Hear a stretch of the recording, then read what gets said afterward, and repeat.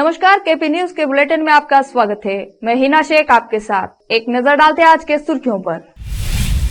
शिक्षक को तर्कसंगतता की भावना विकसित करने दें, पुण्यवती विसा जी ने कहा।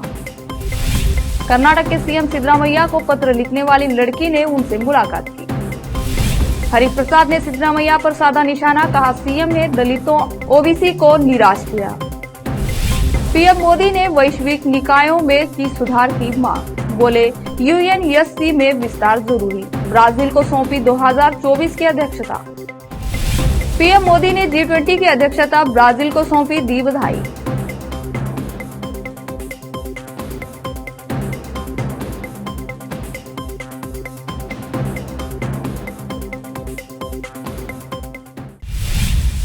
देखते हैं समाचार विस्तार से।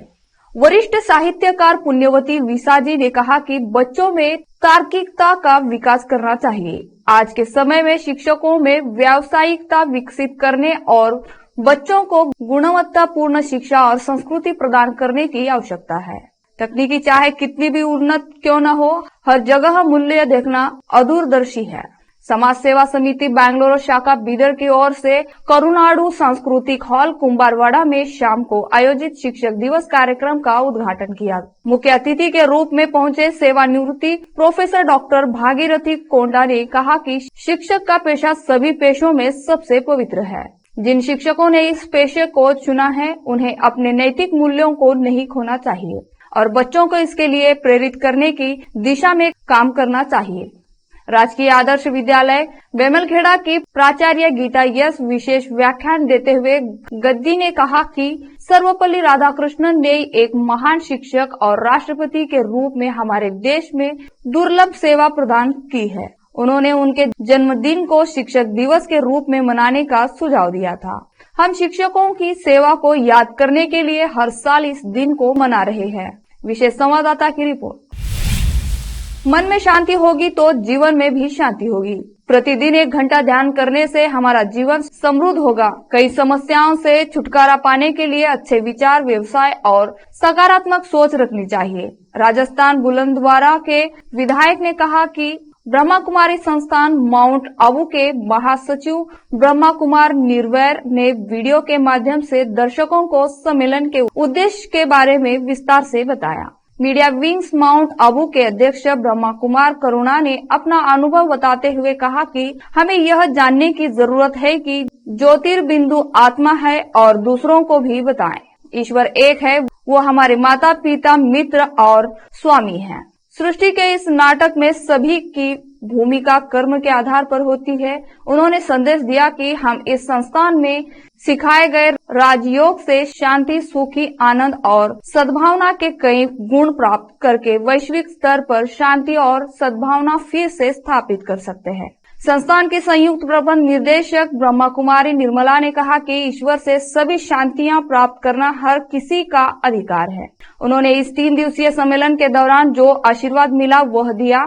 इस 3 दिवसीय सम्मेलन में 150 प्रतिनिधियों सहित 2000 प्रतिनिधियों ने भाग लिया। वैश्विक सद्भाव के लिए पत्रकारिता, सकारात्मक बदलाव के लिए मीडिया, पेशेवरों का आंतरिक सशक्तिकरण, आंतरिक कामकाज, समाज पर सोशल मीडिया का प्रभाव, विभिन्न मीडिया में नैतिक संतुलन की आवश्यकता, मीडिया में शांति और सद्भाव की भूमिका के लिए आध्यात्मिक विवेक जैसे विषयों पर सेमिनार, समीक्षाएं, कार्यशालाएं आदि आयोजित किए जाएंगे। इसके अलावा आंतरिक शक्ति की खुशी, समृद्धि, जीवन का मार्ग, सर्वोच्च शक्ति का अनुभव, तनाव मुक्त जीवन, सर्वोच्च शक्ति से संबंध, राजयोग आदि विषयों पर आध्यात्मिक सशक्तिकरण किया जाएगा। विशेष संवाददाता की रिपोर्ट। कुंडगुल तालुक में मलाली गांव में श्री जगतगुरु फकीरेश्वर सरकारी हाई स्कूल में 9वीं कक्षा की छात्रा आशा पाटिल एक विशेष क्षण का हिस्सा थी, जब उन्होंने शनिवार को हुबली हवाई अड्डे पर कर्नाटक के मुख्यमंत्री सिद्धरामैया से हाथ मिलाया। आशा ने हाल ही में मुख्यमंत्री को पत्र लिखकर अंडा, केला और चिक्की परोसने के कार्यक्रम को 9वीं और 10वीं की कक्षा के छात्रों तक भी बढ़ाने के लिए धन्यवाद दिया था। सिद्धरामैया ने अपना पत्र एक्स पर पोस्ट करते हुए कहा था कि उनके पत्र ने समृद्ध कर्नाटक बनाने उनके संकल्प को और अधिक ताकत दी है। सिद्धरामैया से सीधे मिलने की चाहत लेकर आशा एयरपोर्ट आई थी। सिद्धरामैया जब धारवाड़ के लिए रवाना हो रहे थे तो उन्होंने मुस्कुराते हुए उनसे हाथ मिलाया। आशा ने नेहरू पाटिल ने मुख्यमंत्री से मुलाकात पर खुशी व्यक्त करते हुए कहा कि सिर्फ पहली से 8वीं कक्षा तक के विद्यार्थियों को अंडा, केला और चिक्की देने से एक ही स्कूल में 9वीं और 10वीं कक्षा में पढ़ने वाले विद्यार्थियों में भेदभाव की भावना पैदा हो रही थी। मैंने पत्र लिखा था कि उन छात्रों को भी यह लाभ देना एक बहुत अच्छा कदम था। वरिष्ठ कांग्रेस नेता और एमएलसी बीके हरिप्रसाद जिन्हें कैबिनेट में जगह नहीं मिली, उन्होंने शनिवार को मुख्यमंत्री सिद्धरामैया पर तीखा लेकिन परोक्ष हमला करते हुए आरोप लगाया कि सत्ता संभालने के बाद सिद्धरामैया ने दलितों, अल्पसंख्यकों और अन्य पिछड़े वर्गों को निशाना किया है। हालांकि उन्होंने सिद्धरामैया को अपने मंत्रिमंडल में शामिल नहीं करने के लिए धन्यवाद दिया, जो परोक्ष रूप से भाजपा के हाथों में खेल रहे थे, जो नहीं चाहती थी कि वह मंत्री बने। हरिप्रसाद ने परोक्ष रूप से सिद्धरामैया का जिक्र करते हुए आरोप लगाया कि सिद्धरामैया ने भगवा पार्टी में शामिल होने के लिए भाजपा के संरक्षण लालकृष्ण आडवाणी से मुलाकात की थी और उनके साथ भोजन किया था, जिसके गवाह भाजपा नेता एम वेंकैया नायडू और अरविंद लिम्बावली थे। उन्होंने चुटकी लेते हुए कहा, मैंने सत्ता के लिए ऐसा कुछ नहीं किया है। जिन्होंने कांग्रेस आलाकमान को संदेश भेजा कि अगर पार्टी सिद्धरामैया पर निर्भर होकर ओबीसी, आदिवासियों, दलितों और अल्पसंख्यकों की अनदेखी करना जारी रखती है तो उसे 2024 के लोकसभा चुनाव में इसका खामियाजा भुगतना पड़ेगा। हरिप्रसाद ने दलित सीएम का मुद्दा उठाया और कहा कि गृह मंत्री डॉक्टर जी परमेश्वर को चतुराई पूर्वक यह पद देने से इनकार कर दिया गया, जबकि वह इसके हकदार थे। वह यहाँ एडिगा समुदाय के संत प्रणवानंद स्वामी जी के नेतृत्व में आयोजित बिलावास एडिगस नामधारी और ओबीसी के एक सम्मेलन में बोल रहे थे। कर्नाटक सरकार, जिसे 12 सितंबर तक 5000 क्यूसेक पानी जारी करके सुप्रीम कोर्ट के आदेश का सम्मान करना था, न पिछले 3 दिनों के दौरान पानी छोड़ने को घटाकर लगभग 3000 क्यूसेक कर दिया है। शनिवार सुबह कर्नाटक ने केआरएस और कैबिनी जलाशयों से तमिलनाडु के लिए 2787 क्यूसेक पानी छोड़ा। इस पर आपत्ति जताते हुए तमिलनाडु सरकार कावेरी जल विनियमन समिति के समक्ष शिकायत दर्ज कराएगी, जो स्थिति की समीक्षा के लिए 12 सितंबर को बैठक करेगी। आधिकारिक सूत्रों ने कहा कि समिति के आदेशों के आधार पर राज्य सरकार 12 सितंबर तक प्रतिदिन 5000 क्यूसेक पानी छोड़ने के सुप्रीम कोर्ट के फैसले का सम्मान करने में कर्नाटक सरकार की विफलता को तुरंत सुप्रीम कोर्ट के संज्ञान में लाने के बारे में फैसला करेगी।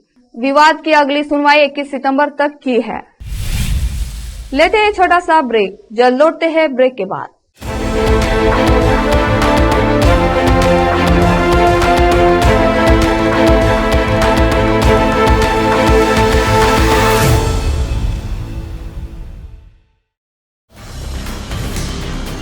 हिंदुस्तान के हर कोने में हम हैं मौजूद। 24 घंटे हालात पर गहरी नजर,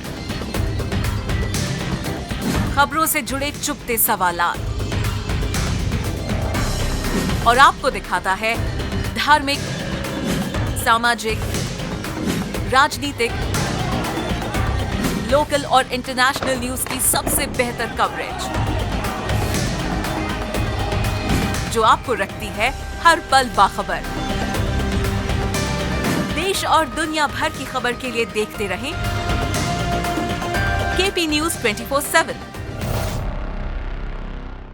नूर एजुकेशन ट्रस्ट बीदर की ओर से चलाए जाने वाला Noor MEd and BEd college Bidar, recognized by NCTE Delhi and affiliated to Gulbarga University, Gulbarga. Admission are open for the academic year 2022-23. विशेषज्ञ और सक्षम शिक्षकों द्वारा शिक्षा प्राप्त करने के लिए नूर एमएड एंड बीएड कॉलेज में दाखिला लें और शांत वातावरण में शिक्षा प्राप्त करें। बीदर शहर में बेहतर शिक्षा का एकमात्र केंद्र Noor MEd and BEd college, Shahpur gate, Bidar.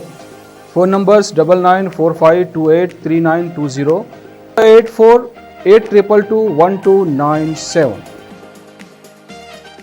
शहर बीदर में अनमोल ग्रुप ऑफ रेस्टोरेंट्स की ओर से रॉयल अनमोल फैमिली रेस्टोरेंट और अनमोल रेस्टोरेंट के जरिए लोगों को स्वादिष्ट खानों के जरिए बेहतरीन सेवाएं प्रदान करने के झंडे गड़ने के बाद अनमोल रेस्टोरेंट के मालिकों ने अब शहर बीदर के लोगों की सेवा के लिए कदम आगे बढ़ाते हुए अब शहर बीदर के सबसे व्यस्त इलाके में एक शानदार फंक्शन हॉल अनमोल पैलेस बनाया है। शहर के हैदराबाद रोड पर स्थित ये शानदार अनमोल पैलेस फंक्शन हॉल अपने बेहतरीन लोकेशन, बेहतरीन वातावरण और अपनी खूबसूरती के कारण सबके आकर्षण का केंद्र बन गया है।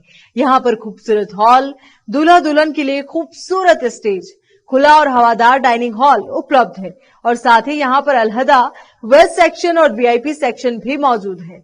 अपने बच्चों की शादी, वलीमा और दूसरे फंक्शंस के लिए आज ही दौड़े चले आइए। याद रखिए, अपने सभी प्रकार के फंक्शंस को यादगार बनाने का केंद्र है प्रोप्रिएटर अब्दुल खालिद और मोहम्मद बशारत अहमद की शानदार पेशकश अनमोल पैलेस फंक्शन हॉल। यहाँ पर बुकिंग शुरू हो गई है, फौरन आइए और फंक्शन हॉल बुक करवाइए। Address near APMC vegetable market, Hyderabad road, Bidar 585403। Booking करने और अधिक जानकारी के लिए इस नंबर पर संपर्क करें 8310357864। हिंदुस्तान के हर कोने में हम हैं मौजूद।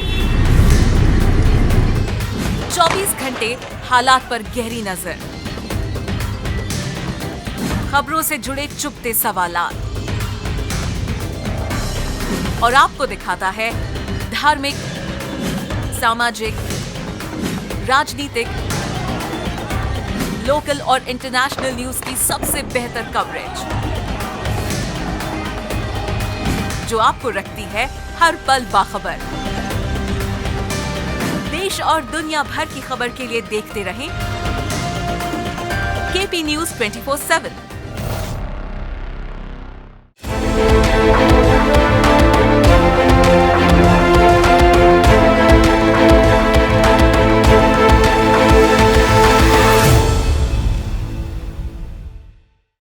चलिए देखते हैं देश और विदेश के समाचार।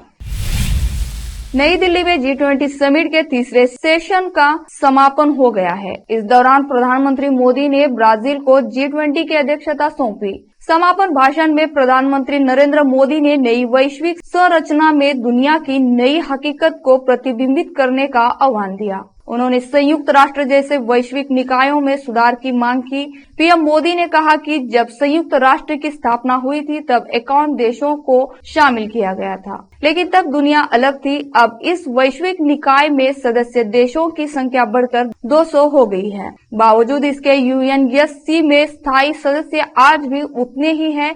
उन्होंने कहा कि तब से आज तक दुनिया हर लिहाजे से बहुत बदल चुकी है, हर सेक्टर का कायाकल्प हो चुका है। यह सच हमारे न्यू ग्लोबल स्ट्रक्चर में रिफ्लेक्ट होनी चाहिए। निकायों में सुधार की मांग करते हुए प्रधानमंत्री मोदी ने कहा कि यह प्रकृति का नियम है कि जो वक्त के साथ नहीं बदलते वे अप्रासंगिक हो जाते हैं। हमें खुले मन से विचार करना होगा कि आखिर क्या कारण है कि बीते सालों में अनेक रीजनल फॉर्म्स अस्तित्व में आए और वो प्रभावी भी सिद्ध हो रहे हैं। आज हर वैश्विक संस्था को अपनी प्रासंगिकता बढ़ाने के लिए सुधार करना आवश्यक है। इसी सोच के साथ हमने कल ही अफ्रीकन यूनियन को G20 का स्थायी सदस्य बनाने के ऐतिहासिक पहल की है। इस तरह हमें मल्टीलैटरल डेवलपमेंट बैंक, बहुपक्षीय विकास बैंक के मैंडेट का विस्तार भी करना होगा। इस देश में हमारे फैसले तुरंत और असरदार होने चाहिए। G20 समिट का आज आखिरी दिन है। इस मौके पर पीएम मोदी ने G20 की अध्यक्षता ब्राजील के राष्ट्रपति लुला डा सिल्वा को सौंपी और उन्हें बधाई दी। इसके बाद लुला डा सिल्वा ने कहा कि दुनिया को वैश्विक भूखमरी खत्म करने के लिए प्रयास करना होगा और गरीब देशों की कर्ज की समस्या का समाधान करना होगा। गौरतलब है कि अगले साल G20 कार्यक्रम ब्राजील में होना है। पीएम मोदी ने कहा, ब्राजील के राष्ट्रपति को मैं हार्दिक शुभकामनाएं देता हूं और उन्हें G20 की अध्यक्षता सौंपता हूं। भारत के पास नवंबर तक G20 की अध्यक्षता है। इन 2 दिनों में अपने कई बातें और प्रस्ताव रखे हैं। हमारी जिम्मेदारी है कि जो सुझाव आए और वो देख जाएं कि उनकी प्रगति में गति कैसे लाई जा सकती है। मेरा प्रस्ताव है कि नवंबर के अंत में G20 का एक और वर्चुअल सेशन रखें। इसमें हम इस समिति के दौरान तय विषयों की समीक्षा कर सकते हैं। इन सब का ब्यौरा हमारी टीम आपके साथ साझा करेगी। मैं उम्मीद करता हूं कि आप सब इससे जुड़ेंगे। गौरतलब है कि भारत में G20 सफलता के साथ आयोजित किया जा रहा है। आज सभी मेहमान देशों के मुखिया राजघाट पर महात्मा गांधी को श्रद्धांजलि देने के लिए भी पहुंचे। इस दौरान पीएम मोदी उनके साथ थे। इससे पहले पीएम मोदी ने सभी मेहमानों को खादी की शॉल देकर सम्मानित किया। राजघाट पर महात्मा गांधी के स्मारक पर श्रद्धांजलि देने के बाद अमेरिका के राष्ट्रपति जो बाइडेन वियतनाम की यात्रा के लिए रवाना हो गए। अमेरिका के राष्ट्रपति के रूप में भारत की अपनी पहली यात्रा के तहत बाइडेन 2 दिवसीय G20 शिखर सम्मेलन में हिस्सा लेने के लिए शुक्रवार को राष्ट्रीय राजधानी पहुंचे थे और उसी दिन उन्होंने प्रधानमंत्री नरेंद्र मोदी के साथ द्विपक्षीय वार्ता की थी। अपनी 50 मिनट से अधिक की बातचीत में मोदी और बाइडेन ने द्विपक्षीय प्रमुख रक्षा साझेदारी को और गहरा बनाने का संकल्प लिया था। I am a proud Hindu कहने वाले ब्रिटेन के प्रधानमंत्री ऋषि सुनक भारत में G20 समिट में भाग लेने के लिए आए हुए हैं। G20 बैठक का आज दूसरा दिन है। दूसरे दिन की बैठक से पहले ब्रिटेन के प्रधानमंत्री ऋषि सुनक आज दिल्ली के अक्षरधाम मंदिर में दर्शन करने पहुंचे। वहीं बाकी नेता राजघाट स्थित महात्मा गांधी के स्मारक का दौरा करने जाएंगे। जानकारी के मुताबिक ऋषि सुनक के साथ उनकी पत्नी भी अक्षरधाम मंदिर का दौरा करने पहुंची है। बता दें, ऋषि सुनक की पत्नी अक्षता मूर्ति भारत बिजनेसमैन व इंफोसिस के मालिक नारायण मूर्ति की बेटी है। जानकारी के मुताबिक G20 की बैठक से पहले सुनक अक्षरधाम मंदिर में 1 घंटा रहेंगे। बता दें कि इससे पहले ऋषि सुनक ने भारत के प्रधानमंत्री नरेंद्र मोदी की तारीफ करते हुए कहा था कि उनके मन में पीएम मोदी के लिए बहुत अधिक सम्मान है। उन्होंने कहा कि G20 को भारी सफलता दिलाने में पीएम मोदी का समर्थन करने के लिए वे इच्छुक है। गौरतलब है कि इससे पहले उन्होंने मीडिया से बात करते हुए कहा था कि मुझे हिंदू होने पर गर्व है। उन्होंने कहा, मेरा पालन पोषण भारत में ही हुआ है। मैं बेंगलुरु में रहा हूँ। मेरी पत्नी भी बेंगलुरु में रही है। मेरा ससुराल भी यही है। दिल्ली में मैं रहता था। हमने हाल ही में रक्षाबंधन का त्योहार भी मनाया है। उम्मीद है कि अगले कुछ दिनों तक यहाँ रहूंगा तो मैं मंदिर जा सकता हूँ। मध्य प्रदेश में विधानसभा चुनाव के मद्देनजर राज्य में सभी पार्टियां एक्टिव हो गई है। इस बीच राज्य के मुख्यमंत्री शिवराज सिंह चौहान ने एक्स पर एक वीडियो शेयर किया है। इस वीडियो को 10 सितंबर को शेयर करते हुए शिवराज सिंह चौहान ने 10 लम्हों को याद किया है। इस वीडियो को शेयर करते हुए शिवराज सिंह चौहान ने एक्स पर लिखा, मेरी बहनों, मैं जब भी तुम्हारे साथ होता हूँ तो वो पल अपने आप खास हो जाता है। आज फिर आपसे मिलने का दिन है क्योंकि आज 10 तारीख है। दोपहर 2 बजे मैं आप सब से मिलूंगा और खाते में पैसे भी डालूंगा। आप सब तैयार रहना। आपकी तरह मैं भी बहुत उत्साहित हूँ। बता दें कि शिवराज सिंह चौहान सरकार लाडली बहन योजना के तहत चौथी किस्त को 10 सितंबर को सीधे महिलाओं के बैंक खाते में भेजेंगे। इस बार राज्य की करीब 1 करोड़ 31 लाख महिलाओं को लाडली बहन योजना के तहत सीधा लाभ मिलेगा। आज दोपहर 12 बजे सीएम शिवराज सिंह चौहान इस योजना के तहत चौथी किस्त को ट्रांसफर करेंगे। उन्होंने एक्स पर एक अन्य बयान साझा करते हुए लिखा कि मेरी लाडली बहनों को प्रमाण 10 तारीख फिर आ रही है और इस बार मैं ग्वालियर से ठीक 2 बजे आपके खाते में पैसे डालूंगा। मालदीव के राष्ट्रपति चुनाव में हुई वोटिंग के बाद अब तक किसी भी उम्मीदवार को स्पष्ट मत नहीं मिल सकता है। इससे फिर वोटिंग होने की संभावना बढ़ गई है। मालदीव राष्ट्रपति चुनाव के परिणामों से भारत के साथ संबंधों पर बड़ा असर पड़ने वाला है। दरअसल मालदीव में 2 गुट है। इनमें से एक भारत का समर्थक है जबकि दूसरा चीन का। इसलिए भारत और चीन दोनों की निगाहें मालदीव के राष्ट्रपति चुनाव पर है। चुनाव परिणाम ही तय करेंगे कि मालदीव के साथ किस देश का संबंध कितना मजबूत होगा। जानकारी के अनुसार मालदीव में राष्ट्रपति चुनाव में 8 उम्मीदवारों में से किसी को भी स्पष्ट तौर पर जीत के लिए जरूरी 50% से अधिक वोट नहीं मिलने के बाद दूसरे चरण के चुनाव होने के आसार है। स्थानीय मीडिया ने अपनी रिपोर्ट में यह जानकारी दी। राष्ट्रपति पद के लिए 8 उम्मीदवार मैदान में है। इसमें मुख्य मुकाबला वर्तमान राष्ट्रपति इब्राहिम मोहम्मद सोलिह और उनके मुख्य प्रतिद्वंदी मोहम्मद मुइज के बीच है। सोलिह को भारत समर्थक माना जाता है। विपक्षी उम्मीदवार मुइज को चुनाव में 46% से अधिक मत मिले हैं।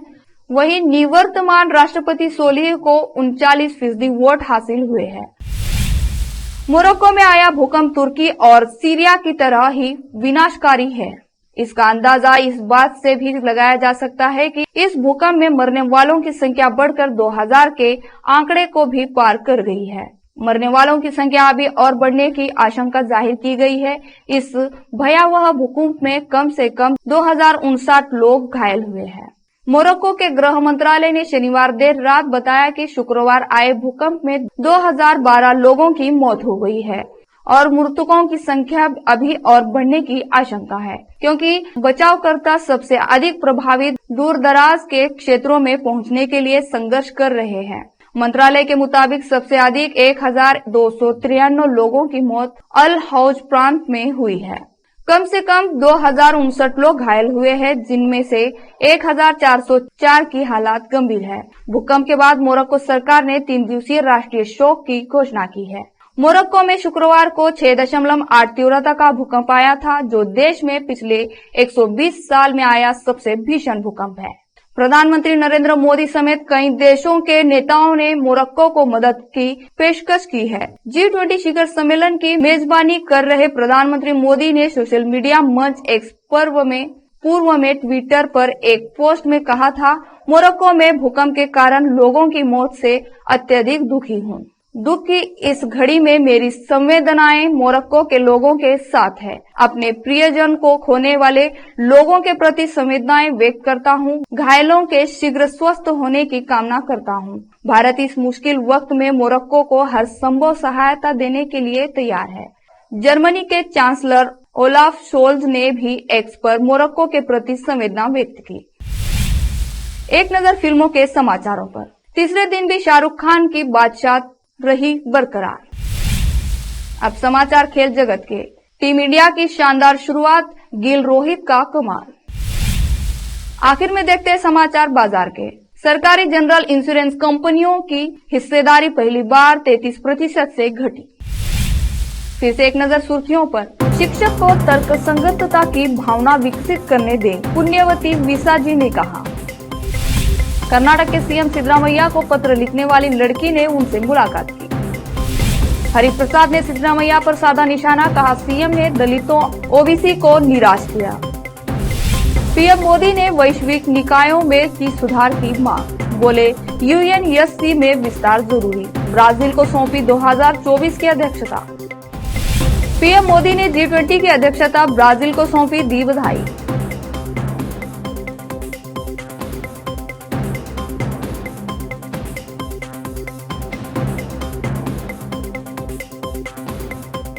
केपी न्यूज के बुलेटिन में आज इतना ही। देश और दुनिया की ताजा खबरों के लिए देखते रहिए केपी न्यूज 24/7। धन्यवाद।